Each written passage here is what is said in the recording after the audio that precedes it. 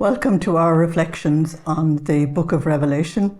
We are now going to go into the second half of the book of Revelation, which is full of drama. And it is the one part of the Bible where there are so many controversies about that no matter what you say, it's going to be contested. So I understand that. So let's read a couple of verses, first of all, and then I'll begin to make a commentary. John says, "Now there was a great sign appeared in heaven, a woman adorned with the sun, standing on the moon, and with the 12 stars on her head for a crown. She was pregnant and she was in labor, crying aloud in the pangs of childbirth. And then a second sign appeared in the sky, a huge red dragon, which had 7 heads and 10 horns, and each of the 7 heads crowned with a coronet. Its tail dragged a third of the stars from the sky and dropped them to the earth. And the dragon stopped in front of the woman as she was having the child, so that he could eat it as soon as it was born from the mother. The woman brought a male child into the world, the son who was to rule all the nations with an iron scepter. And the child was taken straight up to God and his throne, and the woman escaped into the desert, where God had made a place of safety ready for her for 1260 days. Here we begin the very dramatic second part of the book of Revelation. And all of a sudden in chapter 12, John breaks off from speaking about the 3 waves of the tribulation in the seals, the trumpets, and the bowls. And it seems as if he's lost the plot. But he's a most clever writer, a most wonderful, dramatic writer. And he knows exactly what he's doing. He wants to give us a picture of the whole drama of the battle between Satan and God and the human race and God before we go into the final stages, so that we will understand the logic of what actually God is doing. So John takes us right back to the beginning, ab aeterno. He goes right back to the beginning and he shows us the eternal battle between Lucifer and God. And it all starts there, back there. And he wants us to see the fall of Lucifer. He wants us to see the victory of Jesus on Calvary, so that no matter what happens to the woman, that she will survive. Of course you're saying, who is the woman? Hold tight, I'll tell you who she is. Don't presume you know, because it depends on what church you belong to as to the conclusion you jump to as to who the woman is. Okay, so we see the fall of Lucifer. And so Christians already know that Satan has opposed Christ from the very beginning, literally as soon as he was born. For example, you had Herod wanting to kill him in his infancy. You had his exile into Egypt in his infancy. He was opposed absolutely during his ministry. The leadership of Israel turned against him in his ministry, and they actually orchestrated his martyrdom. So he has had opposition from the very beginning. So John wants the church, the woman church, you'll hear me talking about that, to understand she is the body of that head. The whole Christ consists of Christ and his members. He is the vine, we are the branches. There has to be similarity between the two. So if that was the pattern of Satan opposing the Christ himself, it's the pattern of Satan opposing his body as well. It's just plain logic. So Christians have to understand that this is so. So right from the very beginning, when the church was born, the Jewish leadership persecuted the church in its infancy. You find that in the Acts of the Apostles. And then once the church moved into the Roman Empire, she was opposed by Satan and by the beast that we're going to meet with in chapter 13. The beast is the Roman Empire at that time. But she was also opposed by the synagogue everywhere she went in Asia Minor, for example, because we have that in the Acts of the Apostles and we have it in the letters. And John calls the synagogue that actually persecuted the church, he calls them the synagogue of Satan, not because they were satanic, but because Satan is the spirit behind all opposition to God's people. Whether you're talking about the Old Testament or the New Testament, same thing. He is the instigator and he is the spirit behind all persecution.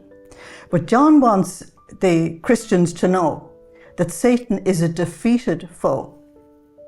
He's like a wounded, dying, ferocious animal who wants to do more damage in his dying than he did during his life.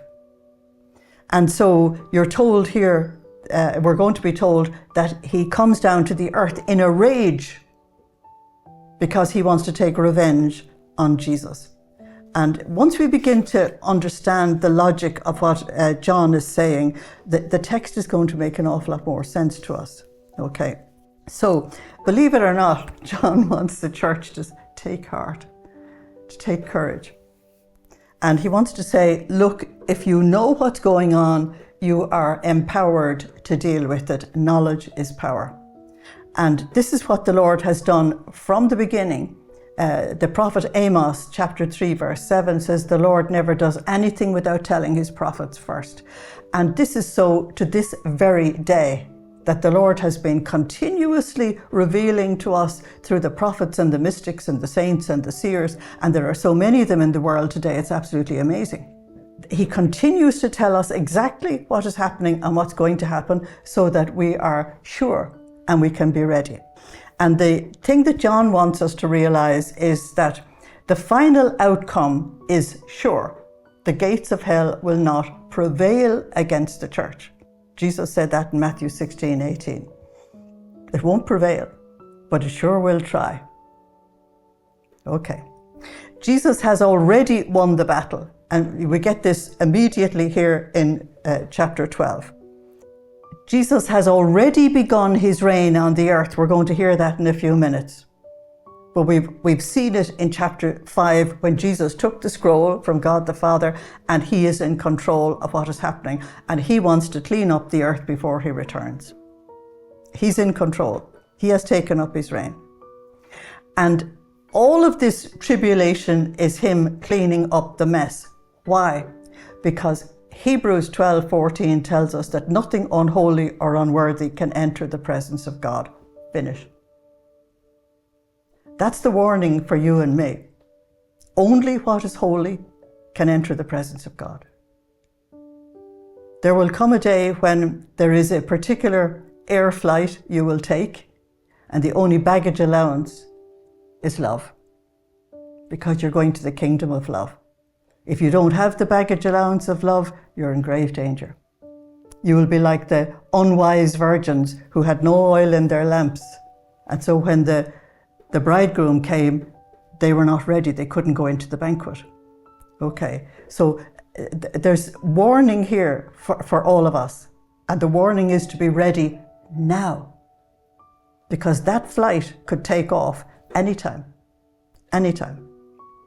So the next thing that John wants to get across to us is the logic that, yeah, okay, Jesus has won the victory. He's reigning in heaven. He has started his reign on earth and all the rest of it. But he paid for it with his life. He paid a very high price for his victory. And if the church is going to become worthy of him so that she can be the bride of the Lamb and that she can go into the wedding of the Lamb in chapter 19, then she too has to learn the logic of self-sacrifice. She has got to learn the logic that she too must lay down her life. There is a prophecy in John 21, which most people don't see and won't acknowledge as a prophecy, but it is in fact a prophecy. And that is in the last chapter of John's Gospel. We meet Peter and John, and both of them represent the future in the context of that text. Peter represents the whole Petrine ministry, and John represents the whole body of believers. And Peter was told straight up by Jesus, when you were young, you put your own belt around you and you went wherever you wanted to. But when you are old, somebody else will put a belt around you and take you to where you would rather not go. And John says he was prophesying Peter's martyrdom. Now, everybody takes it that that is just personal to Peter. That is not so. Peter represents the whole Petrine ministry. And it is the Catholic Church, represented by Peter, that will lay down its life for its master, in spite of all the odds, in spite of everything that everybody says about it. It will lay down its life for its master. And the body of believers will go on. It's absolutely amazing, because there's going to be new heavens and a new earth. And heaven, for John, is the church, and earth is the world. There's going to be new heavens and new earth. We're going to have that in chapters 21 and 22. Okay, so we're starting a very dramatic phase, and what John gives us between chapters 12 and chapter 14 are 7 signs. Now, 7 is John's favourite number. You saw that the 7 signs are terribly important. We've already given you the 7 Beatitudes in the book of Revelation. Now I want to give you the 7 signs. And if you realise there are 7 signs, John is painting a picture for you. And if you're good at jigsaw puzzles, you'll know that every part of the picture is required in order to get the full vision. And so the first of these visions is the woman clothed with the sun. That's 12 verses 1 to 2. The second one is the huge red dragon. That's chapter 12 verses 3 to 17. The third one is the beast from the sea, chapter 13 verses 1 to 10. The fourth one is the second beast from the land. That is chapter 13 verses 11 to 18. The fifth one is the Lamb and his companions on Zion. That's chapter 14 verses 1 to 5. The sixth one is the 3 angels announcing judgment in chapter 14 verses 6 to 13. And the final one is the harvest of the earth. In other words, these 7 signs go straight through to the end. And if you look at each sign separately and then add them all together, it actually begins to make sense. So let's look at the first one. The first great sign is a woman adorned with the sun, standing on the moon and with 12 stars for her crown. And if you happen to be Catholic, you'll immediately say, oh, that's our Blessed Mother. If you happen to belong to other churches, you will say, oh, that's Israel. And both of you are right, and both of you are wrong as well. Wrong in the sense that the picture is not full enough. Okay. So let's have a look and see, because this is a composite picture and it is telling us a lot of the Bible. And it is also introducing us to another woman. The strange thing is that the second half of John's Gospel is dominated by 2 women. One is the glorious woman in chapter 12, and the other is the terrible, gaudy harlot in chapter 17. Isn't there a message? I'll give it to you. It's terribly important. But I'll wait until I explain the glorious woman first. So, number 1, the glorious woman is Eve. Now, none of the scholars will agree with me. I'll tell you why. She didn't have 12 stars in her crown. But she was created in grace, therefore created in glory. Because of the grace that she had, she was clothed in heavenly perfection. She was attacked by the dragon. Unfortunately, the dragon prevailed. And because of she lost the battle with the dragon, she brought sickness, sin, death and hell into the world. In other words, dragged the human race with her down to hell. Now do you see why I started with Eve? Because that's the introduction to the harlot. So, even though she was the mother of all the living, she brought chaos into the world for a very simple reason that I want to make very clear to you, because it explains everything in the Bible. She opposed her human will to the divine. Only the divine will can prevail if you want heaven on earth. The human will brings chaos and allows Satan to enter in and bring hell on earth. The human will has got to surrender to the divine. It's actually that simple. And if you want to be on the right side of the Lord in his return, surrender your will to the divine. Thy will be done on earth as it is in heaven is how people are going to live in chapters 21 and 22.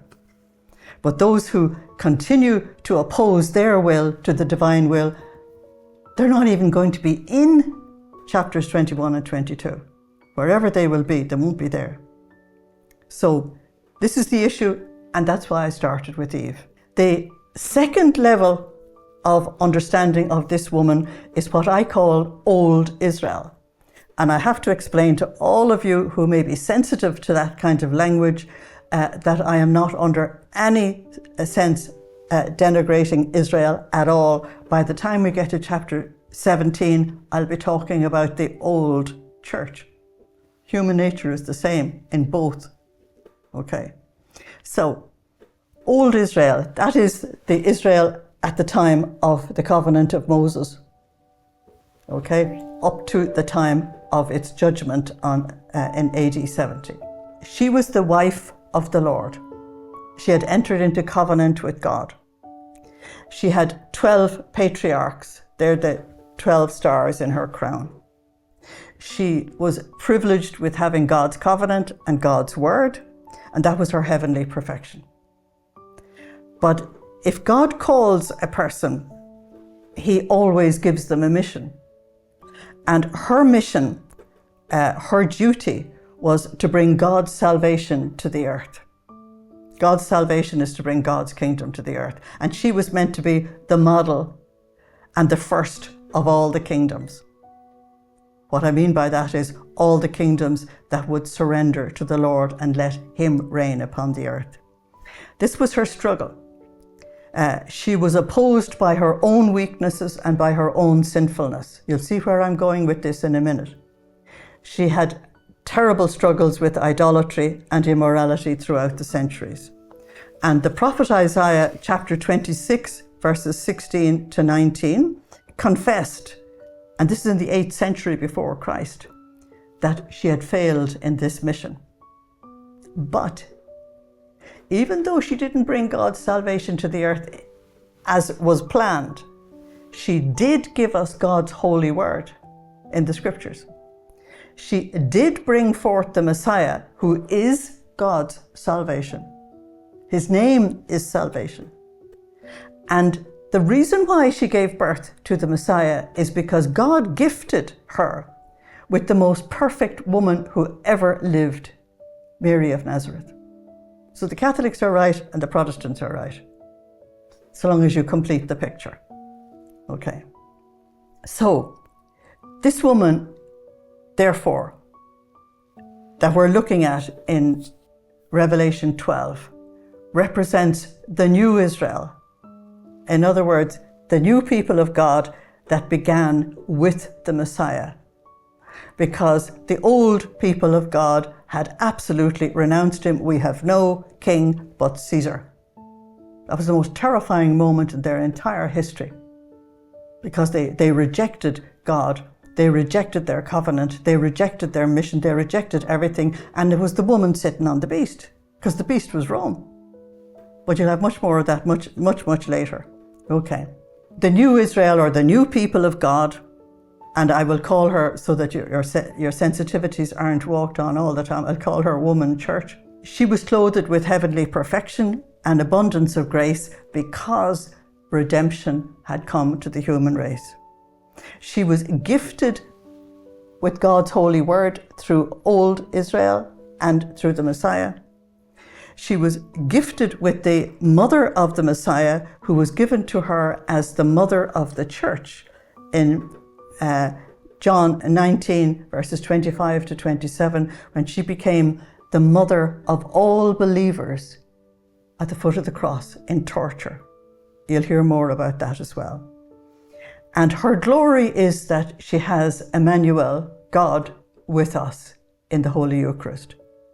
She's founded on 12 patriarchs, that's the 12 apostles who are the stars in her crown. And she too has to struggle to try and bring forth the kingdom of God upon the earth. She too has to struggle against her own weaknesses and her own sinfulness. She has to struggle against heresy and idolatry and immorality. And she will only bring forth Christ in torture, that is, under dreadful persecution. I'll talk to you more about that next time. Thank you for listening. Slán agus beannacht déilibh. Goodbye. God bless you.